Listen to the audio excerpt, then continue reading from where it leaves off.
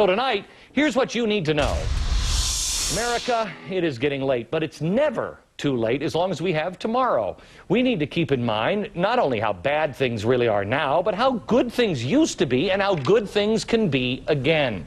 While John McCain may have served his country honorably in the past, we have to remember the past is never where America finds her future. Chris Wilson is a Republican strategist and CEO of Wilson Research Strategies, and Jonathan Allen is a reporter for Congressional Quarterly. Chris, let me start with you. I like John McCain. I mean, it didn't sound like it in that monologue. I like John McCain because he bucks the system. He doesn't care. He just goes after what he believes, and he stays there. Unfortunately, is it just me that thinks he's wrong on almost everything except the troop surge? Well, it's not, and I think one of the challenges that McCain has is taking that message to the voters and convincing Republican primary voters that he's reconsidered his position on amnesty, he's reconsidered his position on campaign finance. He'd go back, and if he had to do over again, he'd vote for the Bush tax cuts. How is this guy not a flip-flopper? How does he get away with saying Romney is a flip-flopper? Good God almighty, man. McCain has this staying power that I think nothing else you have to respect. 6 months ago, if we'd been talking about McCain, we would have been laughed off the air, and now it's actually odds-on favorite that he's the front-runner today for the nomination. Who knows who the odds-on favorite is after tonight.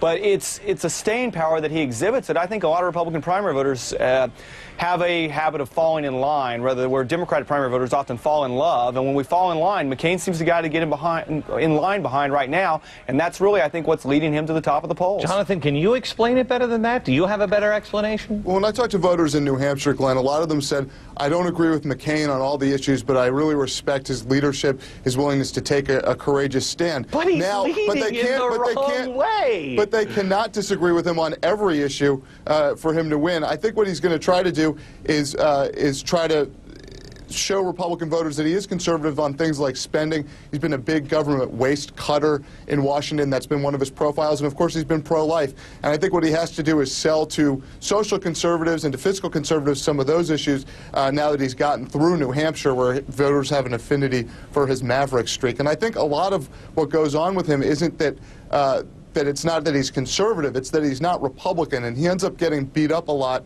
by the Republican establishment when he does things like the McCain-Feingold reform, which I know a lot of conservatives don't like, but also really hurt the Republican Party a lot. I will have to tell you this. I've generally voted Republican my whole life, but I'm not a Republican. I'm an independent. I don't really care about the party, and I think for the first time, most people, at least in the Republican Party, feel the same way. They don't really care about that stupid elephant. Shut up and have the elephant stop crapping in my living room. What conservatives are looking for is somebody who will be fiscally responsible, who understands the economy, who understands war, who understands Islamic extremism. McCain is pretty good on the war, and yet he's done some really horrible things. But when it comes to the economy, I don't think this guy gets it at all. Well, Glenn, you're exactly right. And I think the things that you bring up in terms of what Republican primary voters are looking for is what they're looking for. And right now, they see McCain as having the most consistent message on those in the states in which he is doing as well as he is. And as John mentioned, in terms of his history of cutting spending, he's done a very good job emphasizing that history of fighting for things, wasteful spending projects. And I think that's why, again, you've seen him sort of have this resurgence in the polls that no one would have expected a few months ago. Okay, let me flip this around. And you guys prove me wrong here, because this is the one thing I don't understand. I believe that conservatives are looking for an actual conservative, not somebody who just claims they are, but they are actually conservative. But that doesn't explain, it doesn't work when you say, well, wait a minute, there's Fred Thompson and there's Duncan Hunter. Those guys are both real conservatives. Why don't they have support? Well, you can give a million reasons why Fred Thompson's campaign hasn't gotten off and taken hold, and I think we'd be here way longer than the time we've got to examine each one of those. Duncan Hunter, there just hasn't been the money to illustrate the type of candidate he would be, and I think that's a real challenge. You've got someone who is a House member trying to run for Congress. That's why it's been hundreds of years before we've elected one. I mean, it's just a real challenging opportunity. Jonathan, I have Newt Gingrich on tomorrow on the radio program. He was just on a Rush Limbaugh program, and Rush, and he got into an argument that whether or not the Reagan era was over.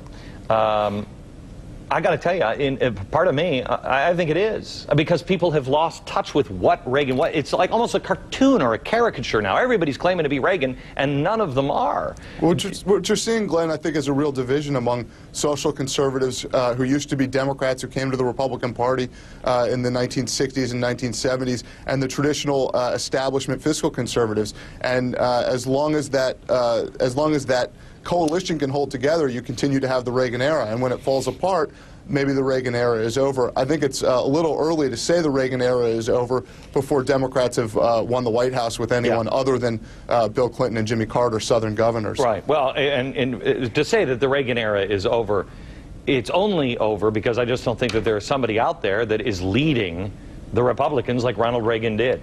Thanks, guys.